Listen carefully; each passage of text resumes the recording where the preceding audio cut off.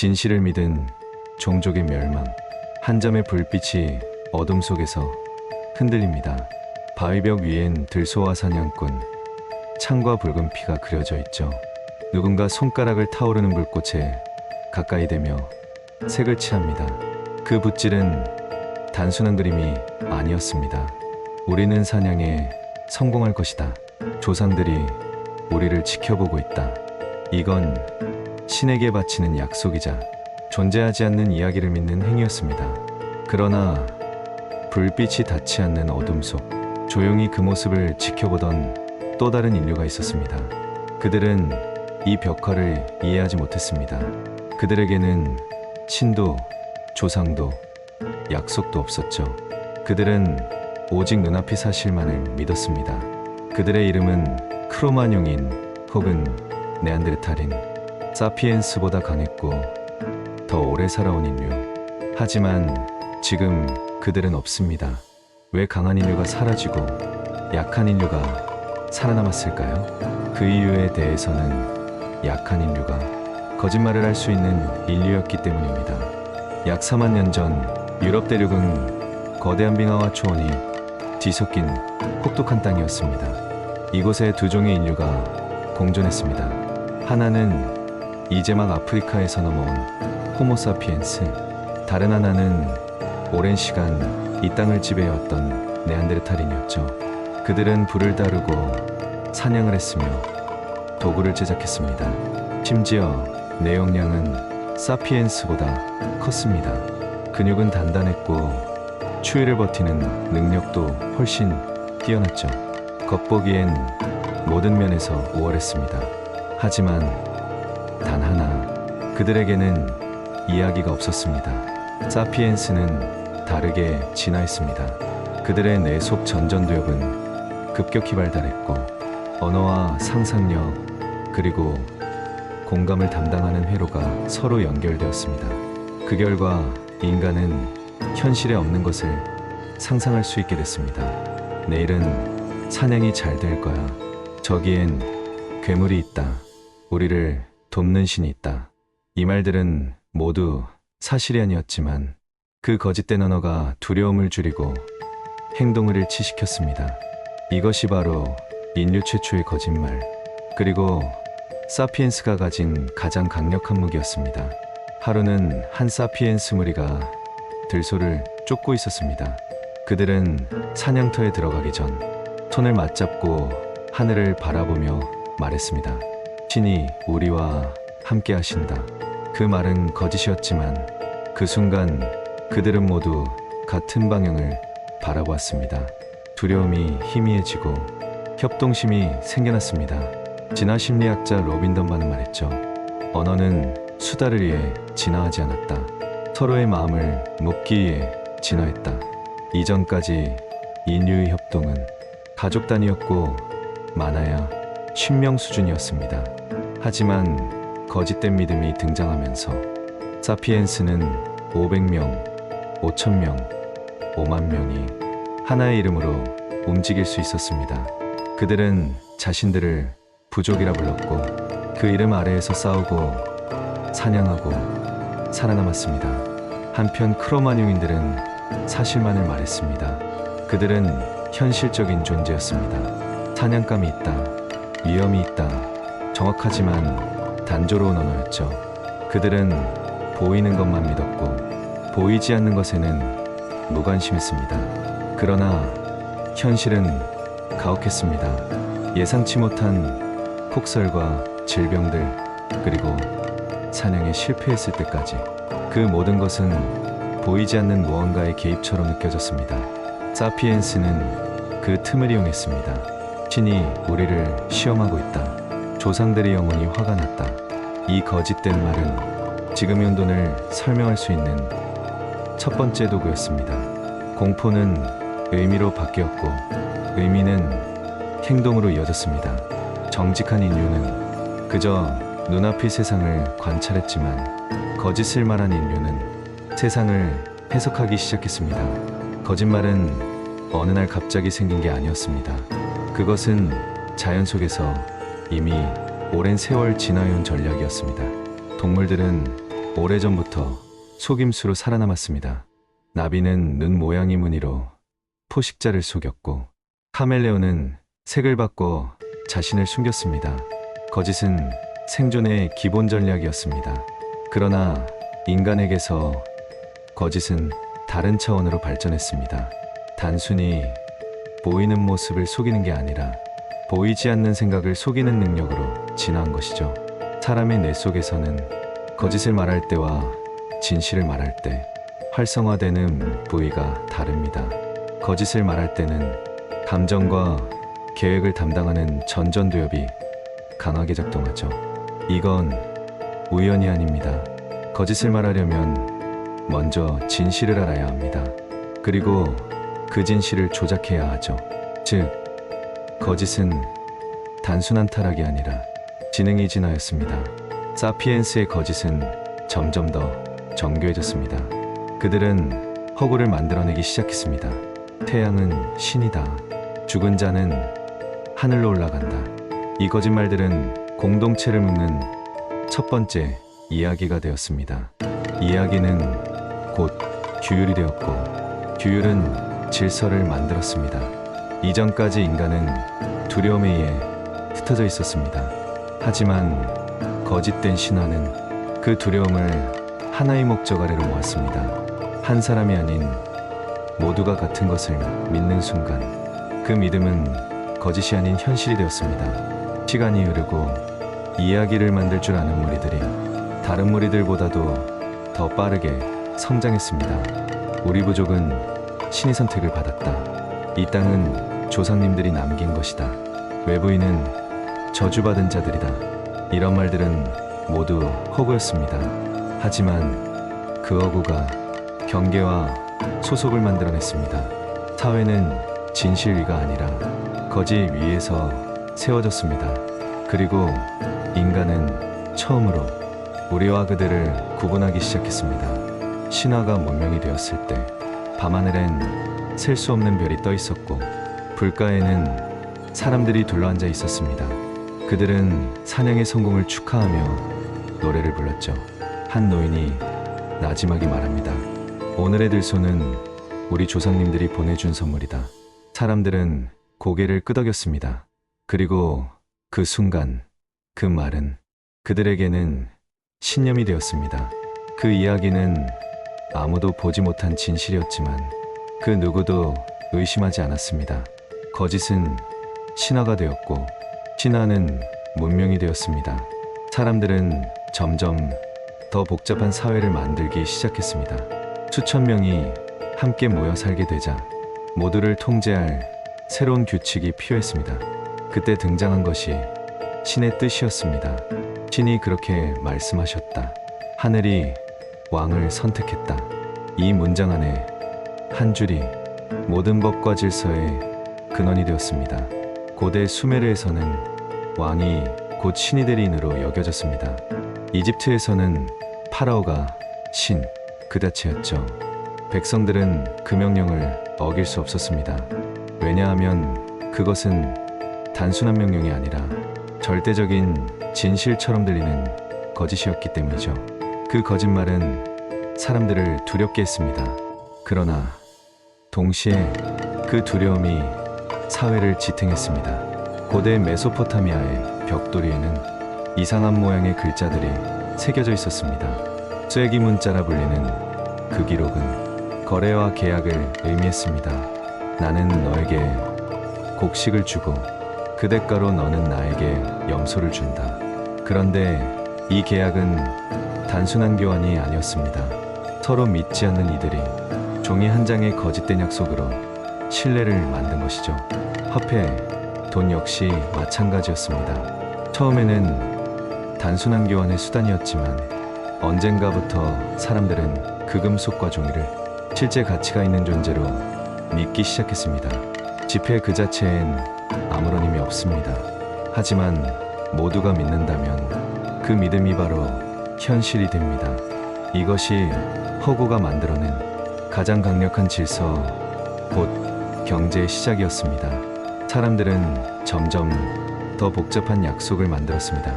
그때 등장한 것이 법이었습니다. 고대 바빌로니아의 왕 함무라비는 이렇게 말했습니다. 법은 신의 뜻이다.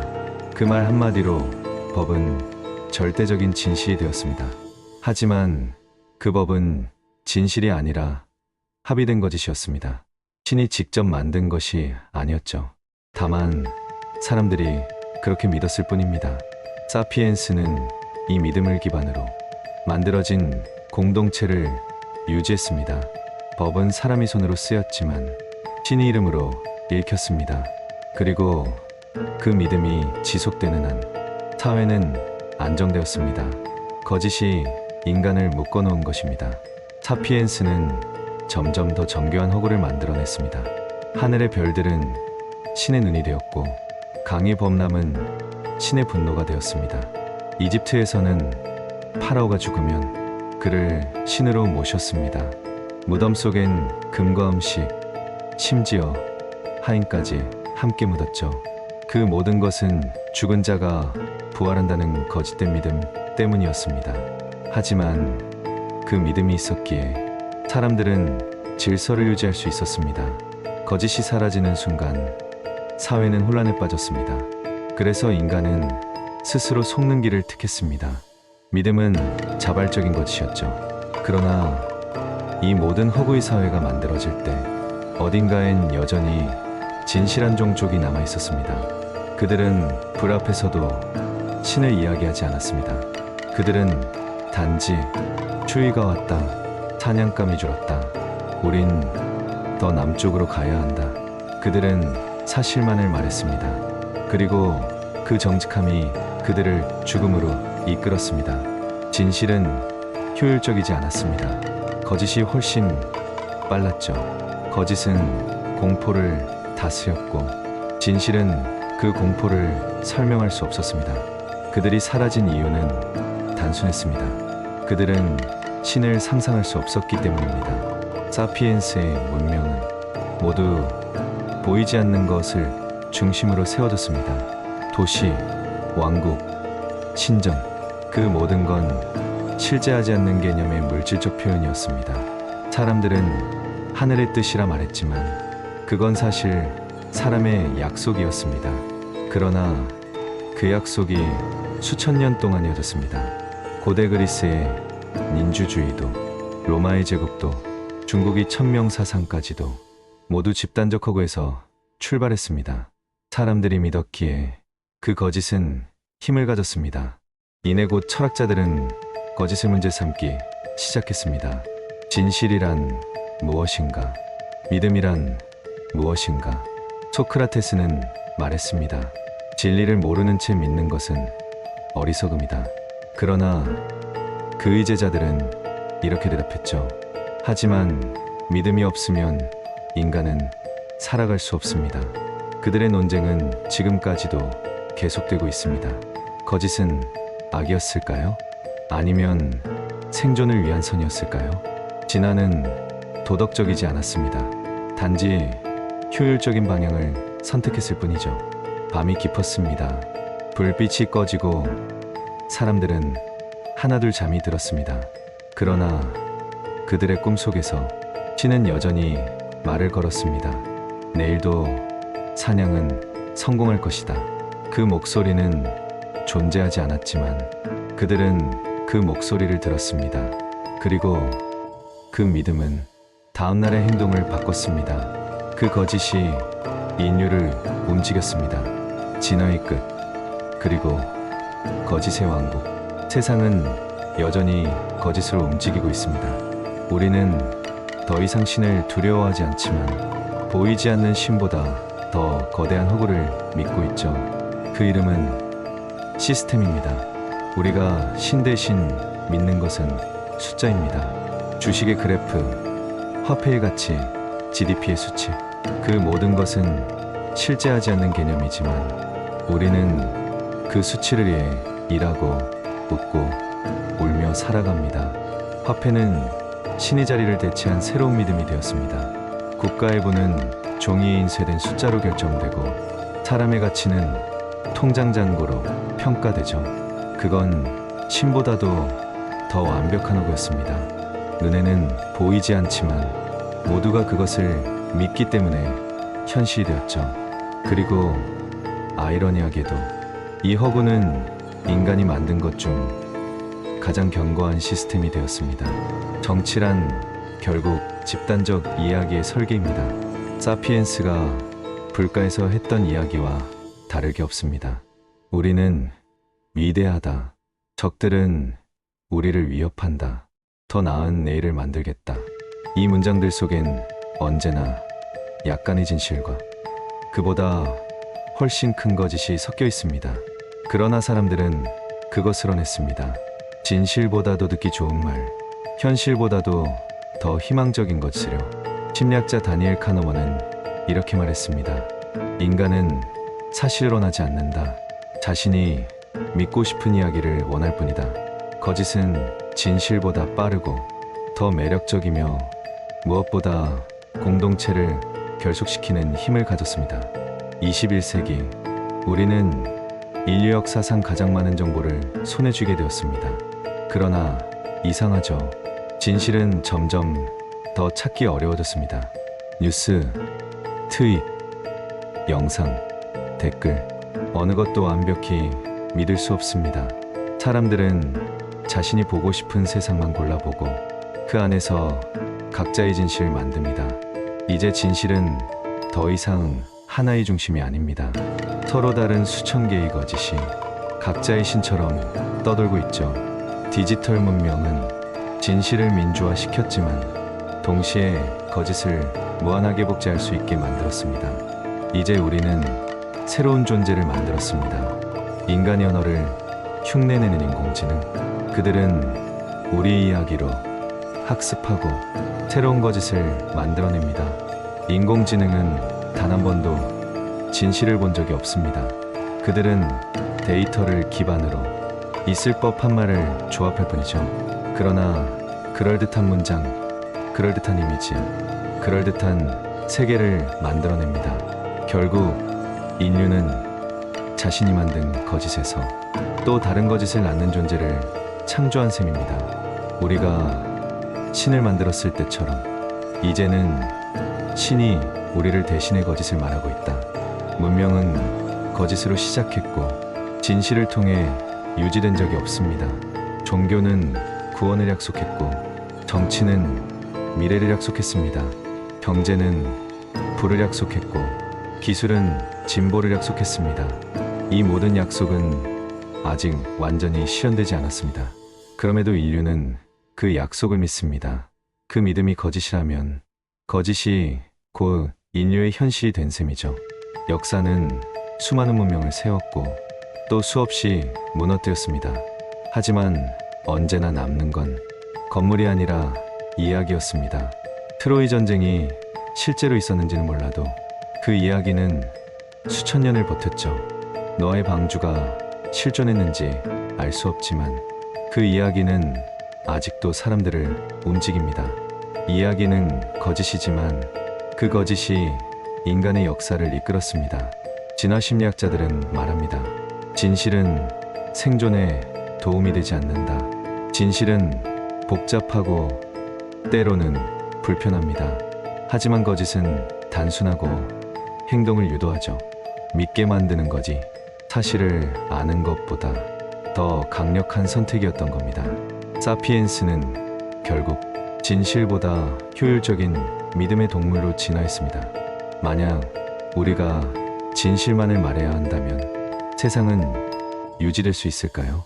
돈도 국가도 사랑도 모두 허구 위에서 만들어졌습니다. 그렇다면 진실이란 거짓이 충분히 오래 지속된 결과일지도 모릅니다. 진화는 우리에게 이렇게 속삭입니다. 너희는 진실을 위해 태어나지 않았다. 살아남기 위해 거짓을 배웠을 뿐이다. 다시 어둠 속 동굴. 벽에는 오래된 손자국이 찍혀 있습니다. 수만 년 전 누군가 불빛을 비추며 그 손을 눌렀습니다. 그는 아마 이렇게 말했을지도 모릅니다. 내가 여기에 있었다.